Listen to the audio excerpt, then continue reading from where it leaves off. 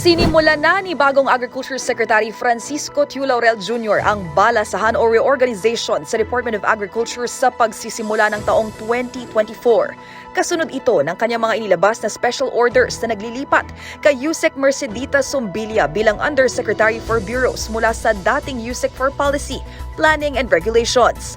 Papalitan naman siya sa pwesto ni Yusek Drusilla Esther Bayate na dating Undersecretary for Fisheries. Maliban sa pagiging OIC Director ng Field Operations Service at National Corn Program, magiging direktor na rin ng National Rice Program si Yu Nichols Navarro.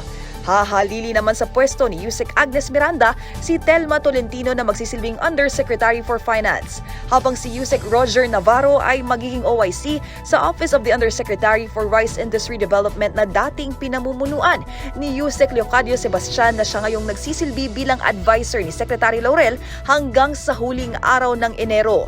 Nag-ugat ang balasahan sa Department of Agriculture sa pagreretiro ni Senior Yusek Domingo Panganiban, epektibo nitong January 1, 2024 batay sa kumpirmasyon ni ASEC Arnel de Mesa na siya na may magsisilbi na bilang full-time spokesperson ng DA. Si Yusek Panganiban po ay noong December 31 po ay nagpaalam na sa ating Pangulo. Si Yusek Leo po nabanggit po sa opisina kahapon ay hanggang January 31.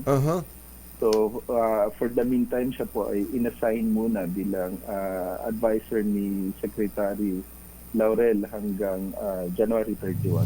Ilan sa mga naunang inappoint ni Secretary Laurel sa DA mula nang maupo ito sa pwesto noong nakaraang taon ay sina Attorney Genevieve Velicaria Guevara bilang Head ng Consumer Affairs at Attorney Alvin John Balagbag bilang Head Executive Assistant at Chief of Staff. Samantala, pagmamalaki ng tagapagsalita ng kagawaran, mas maraming Kadiwa stores ang kanilang ilulunsad ngayong taon sa buong bansa. At yan ang MBC Network News. Mula sa kauna-unahan sa Pilipinas, DZRH, ito si Angelica Cosme. Tuloy-tuloy sa pagbabalita, tuloy-tuloy sa serbisyo. Sama-sama tayo, Pilipino.